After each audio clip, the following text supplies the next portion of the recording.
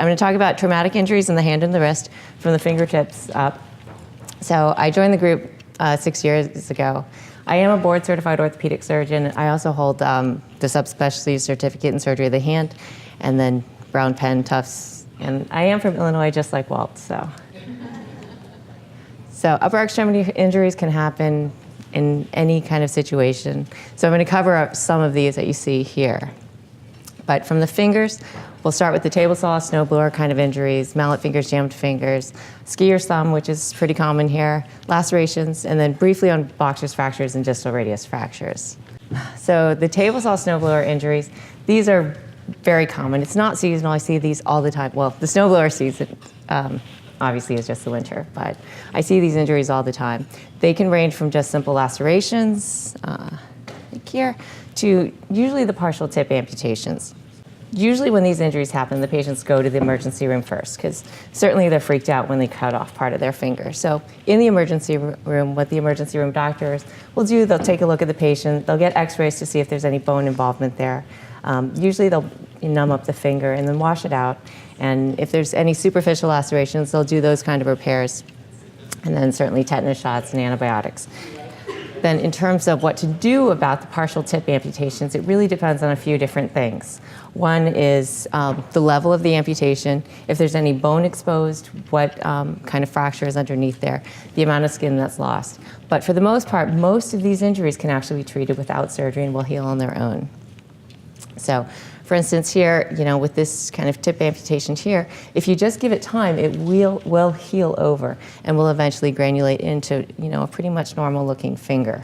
But for the injuries where there is actually bone exposed, the bone does need to be covered. So in that case, you can either try to close the skin primarily, or there's different types of skin flaps that you can do to try to cover it. So on the side here are some examples of trying to just move the skin over the bone site so that you cover the bone. And then if you don't have enough skin to cover it, then you can always do a full thickness skin graft. And you can take those from different parts of the hand.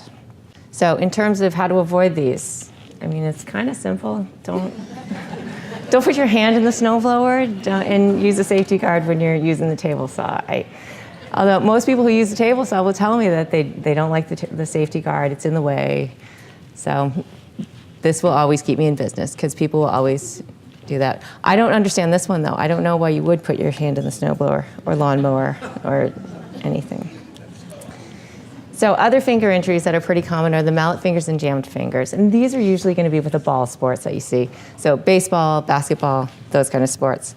The mallet finger is going to involve the distal joint or the DIP joint, and jammed fingers are usually this proximal interphalangeal joint here. So mallet fingers, it can be the ball hitting just the tip of the finger, causing that forceful flexion when the finger's extended. But it can happen in a lot of just different situations, because I have heard of people getting a mallet finger from making the bed, pulling up their socks, taking their boots off, just weird kind of mechanisms. But this is pretty common. And then a jammed finger, the jammed finger is usually a ball sport though. So the ball hits the tip of the finger, cause hyperextension at this joint here, and then it can result in either a sprain of that joint or possibly even a fracture. So the mallet finger, this is the droopy finger. This is if something happens and all of a sudden you can't extend this part of your finger, that's the mallet finger. So it's because of the extensor tendon that kind of inserts at the end there, can basically pull off the bone. And sometimes it can pull off a piece of the bone too. Treatment for this, most of these will heal with non-operative management. So the OT can make these mallet splints to hold the finger in extension. The key is you have to hold that joint in extension full time for at least 6 weeks. If you let it bend at all, it just stretches the tendon out and the outcomes aren't as good. So it has to be completely extended for 6 weeks.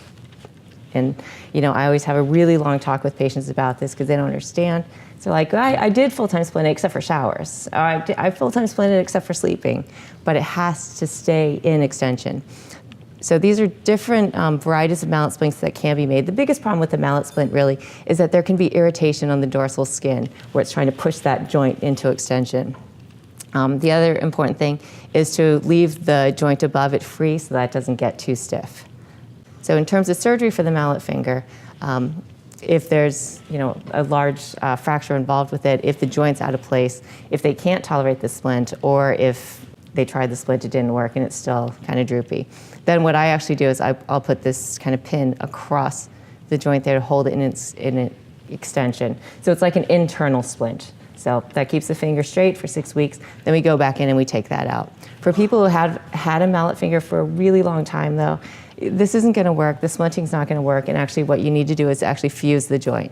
And that's only if it's bothersome for them. If it's just a droopy finger and it doesn't bother them, we don't have to do anything about it. So the jammed finger, again, is that when that ball hits the finger and causes that PIP joint to extend. So you're gonna have swelling in that joint, which you can see here. You know, usually for trauma, you want to always do the same things. Rest it, ice it, you know, use a splint, anti-inflammatories can help. But when you see this, it's going to be either a jammed finger or it could also be what we call a volar plate avulsion fracture, and x-rays can kind of determine which is which. So again, it's that hyperextension at this joint here.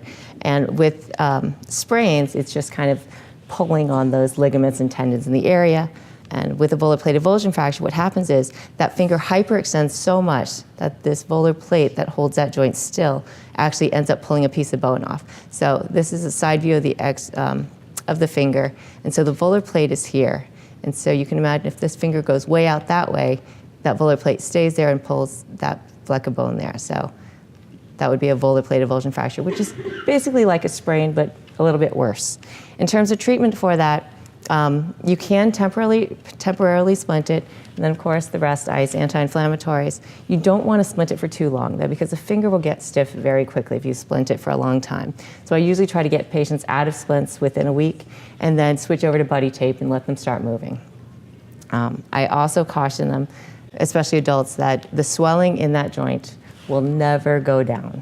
It'll go down over the next year. It will never be the regular size again. So if you wear a ring on that finger, you need to resize the ring, but wait a year because the swelling will keep going down over the year. The only people that it actually goes down to, like the regular size, are kids, but kids heal everything. So skier's thumb, seen with yard sales like this, but for the most part, I usually see it just with falls. You fall, you hyperextend that thumb there. So it's this extension and abduction injury to the thumb, and you injure this ligament on the side of the thumb. The ligament is really important in the thumb though, because it gives you stability in that joint. So with any pinching or gripping activities, you need that joint to be stable. With that, with the exam, and this is a pretty obvious one here. I mean, that thumb shouldn't be going that way, but the ligament isn't, you know, there to hold it in place. X-rays are important because it can tell you if there's any bone involvement there and what the joint looks like. For me, if I see a patient that has tenderness and pain in that area, if the exam is kind of iffy, I do get an MRI because the MRI can tell you whether there's a partial tear there or a full tear. So this determines treatment as well. Partial tears can be treated with a cast, so it's a thumb spica cast for 6 weeks, but complete tears need to be fixed. With complete tears, I usually do actually this procedure. So I do use a bone anchor into the base, and then I suture repair the ligament back up. So once that's repaired there, then they go into a cast for 6 weeks. So avocado hand, this is actually real. People get avocado hand. But it was in the news a while ago. It's usually not this, like this bad, but lacerations in the hand. Basically, at rest, there's a normal resting cascade of your fingers, and they should all kind of follow this way. But if you notice here, this middle finger, it's not resting the right way. So, or they're really pissed at someone. But so here you can tell that there is a flexor tendon injury. Most avocado hand injuries are just lacerations that need to be just sutured. But in terms of the exam, there are 2 flexor tendons that go to each finger. So you do want to examine each joint separately because there's a tendon that goes out to the distal joint, so that's the FDP tendon, and then a different tendon that goes to the middle joint there. So you just want to be sure of which tendons are involved. In terms of repair, flexor tendon injuries have to be repaired.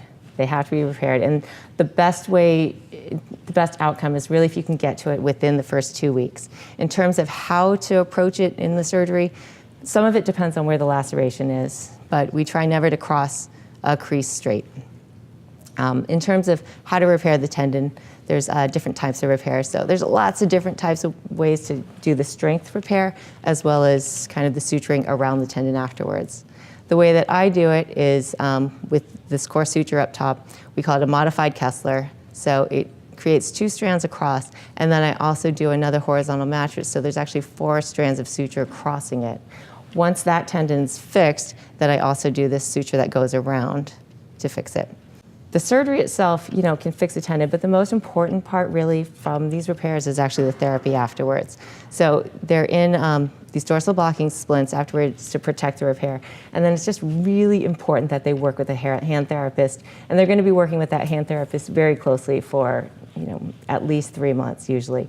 And it's really important to have that conversation with them in the beginning so they know it's not something where we go to the operating room, we fix a tendon, and you're good to go. It's a long recovery, and the harder part is actually the therapy, not the surgery. So injuries in the hand and wrist, I'm just going to touch on boxer's fractures and wrist fractures here. So boxer's fractures, these are usually going to be hitting a person, hitting a wall. I have heard people say that they got it from falling on a fist, but I think they're lying and they hit the wall. But they're basically going to have pain, swelling in the hand. Usually you'll see some bruising, but most of the time actually you see the bruising in the palm. And also the knuckle is less prominent. So again, rest ice, anti-inflammatories. X-rays are really important for this to see the fracture. And the reason why they're important is because the X-rays kind of determine the treatment, because it all depends on the amount of angulation in the fracture. The 5th metacarpal, so that boxer's fracture, it can actually tolerate a lot of angulation. In the past, they used to say 40 degrees was as much as it could tolerate, but it's actually 65 degrees that bone can tolerate being bent down, and you won't need surgery. But if there's any rotational problem there, then that certainly needs surgery. But the different types of treatment for a boxer's fracture is going to be cast immobilization. There are these temporary K-wires. I usually do this treatment. So I try to reduce it in the operating room. I'll pin it with temporary pins and actually pull these pins out after about 6 weeks or when it shows fracture healing. That way they don't have any hardware left in. The other way is with plate and screw fixation, which can get the bone in a great position, but I've noticed a lot of problems with scarring. So, distal radius fractures. I know I'm going really fast, I'm sorry, but we're running a little late. But anyways, so I'm going to finish with distal radius fractures. Distal radius fractures, it's the second most commonly fractured bone in the elderly. The first most common is actually the spine, so compression fractures in the spine. And it's the most common upper extremity injury in women over 50. Affects a fifth of the elderly population. Risk factors, a lot of them are in here, women, Caucasian. And osteoporosis is a very common problem, especially for women, because as women, we start losing bone mass at around 35. So these fractures are going to be the follow on the outstretched hand. It's pain, swelling. Usually you can kind of see this deformity that's there. There's a lot of different classifications that are out there to describe distal radius fractures. One thing to keep in mind is that acute carpal tunnel happens in 5 to 10% or 5 to 8% of these patients. Basically, it's going to be this fracture right through the distal radius. And the way that the wrist anatomy is, so there's 2 bones in the forearm, there's 8 bones right in the wrist right above it, and radius fractures happen through here. It can involve the joint. The important parameters that we worry about are the relationship of the radius to the ulna, the angle of the radius here, as well as the height. And then also on the side view, there's always a little bit of a palmar tilt in the wrist, so we try to measure that as well. So normal anatomy, this radial inclination is about 22 degrees. The height here is about 12 millimeters. The tilt is usually tilting palmarly about 11 degrees. So when you see these fractures, they say the, quote, acceptable position is if it's not short more than 5 millimeters, if there's an interarticular component, if that's less than 2 millimeters, and then with the tilt, it can go up to 10 degrees of dorsal tilt there. But the goal, when we treat these fractures, basically to let it heal, decrease pain, but allow mostly function is the most important thing, I think, with these. You want to try to avoid complications when you can and restore the anatomy when it's necessary and needed. Now, considerations for treatment, are kind of listed here. Depends on the fracture pattern, how common it is, if it involves the joint at all, age of the patient, hand dominance, everything listed here, but age isn't everything though, because obviously for someone like that, she needs surgery. But whereas, her contemporary, who maybe all they do is play bridge, they don't necessarily need surgery. So it's kind of a case by case. In terms of closed treatment, usually it's a low energy fracture, a minimally displaced fracture, or a low demand patient. Non-dominant hands, we say more than dominant, or if they're too sick to have surgery. So we actually still do this, even though it looks like a torture mechanism. But basically, fingers are in a finger trap, you have a counter traction weight here, and then once kind of their muscles are fatigued, we'll reduce the fracture and try to put it back into place.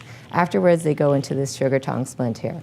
But it's really important to kind of watch these patients pretty closely. You want to make sure that when you do reduce the fracture, especially in elderly patients, their skin is really thin. You can't just kind of tear their skin. So it's really important to try to make sure their skin's okay. You want to make sure that when the splint's on, that they have enough finger motion, because fingers, like I said before, get stiff very quickly. So you want to make sure that they have access to, be able to move their fingers. Elevation is key to keep the swelling down. So, and then I usually follow them weekly. For fractures that don't reduce well, but they don't need surgery, if they're elderly, they don't do too much, I do also have that conversation with them that their wrist is going to look funny. Functionally, they're going to be perfectly fine. They can do everything they want to do, but when they look at their wrist, it's going to look funny. And even when you do these reductions, the majority of them will redisplace back to what they were before. In terms of surgery, there's lots of different ways to fix fractures. And every way is actually a valid way to do it. So there's not one way that's better than another. It's just different types of fractures, need different treatments. So the X-fix is just a couple pins in the bone and a bar on the outside of the skin that basically kind of holds everything out to length until it's healed, and then you take that off. The majority of fractures I fix with a Volar plate. So it's a plate and screws on this side of the wrist, but you can fix it on the back side too. And I'll do this for certain fracture patterns. The problem with the dorsal plates tend to be tendon irritation. So the extensor tendons on the back of the wrist right over the plate, and it's really thin back there, whereas on the other side there's a lot of meat basically to kind of hold everything in. This bridge plating is almost like the external fixator, but it's an internal fixator. So it's a couple screws up top, a couple screws down below, and its job is just to hold everything out to length as that bone heals.